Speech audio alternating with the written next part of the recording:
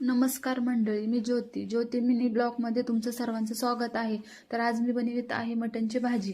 तर तुम्ही बघू शकता आहेत, मी मटन स्वच्छ धुवून कुकरमध्ये शिजायला टाकलेलं आहे. त्याच्यामध्ये हळद मीठ टाकलेलं आहे.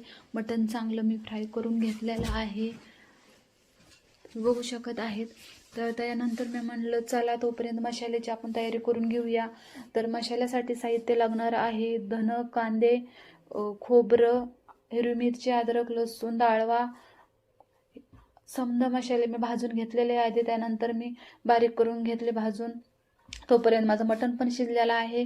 तर तुम्ही बघू शकता चांगलं मटण शिजलेलं आहे. म्हटलं चला आता फोडणीची तयारी करूया. गॅस पेटवला, गॅसवरती पातेलं ठेवले, तेल टाकलेलं आहे.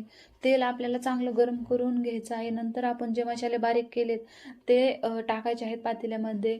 तर आपला मसाला पण बारीक करून झालेला होता, मग टाकला आहे पातेल्यामध्ये. चांगलं फ्राय करून घ्यायचा आहे मसाल्याला चांगलं तेल सुटूस तर आपल्याला फ्राय करायचा आहे मसाला. तर मसाल्याला आपलं तेल पण सुटलं आहे. नंतर मग मी मटण टाकलेलं आहे. मटण चांगलं फ्राय करून घ्यायचं. त्यानंतर मग पाणी टाकायचं भाजीसाठी. भाजी चांगली उकळून घ्यायची. भाजी उकळूस तर म्हणलं चला आपण भाकरी बनवून घेऊया. तर मी भाकरीची तयारीला लागले. तर तुम्ही बघू शकता आहेत, आता माझी भाकर पण झालेली आहे बनवून. तर माझी भाकर बघा किती छान फुगली आहे.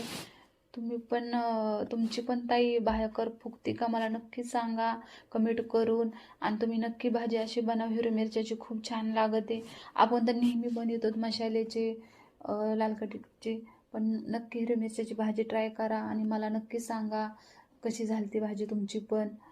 आणि तर माझ्या भाकरी पण आता बनून झाल्या आहेत सर्व. नंतर मिस्टरांनी भाजीपाला आणलेला होता, मला ते समजा व्यवस्थित ठेवायचा होता. तर मग मी भाजीपाला समजा व्यवस्थित ठेवून दिला फ्रीजमध्ये. नंतर किचन साफ करायचं होतं, खूप राडा होता स्वयंपाक केलेला. मग किचन साफ करून घेतलं, भांडे पण घासले, कारण सकाळून मला काही जमत नाही. सकाळून डबा बनवायचा असतोय ना, त्यामुळं चला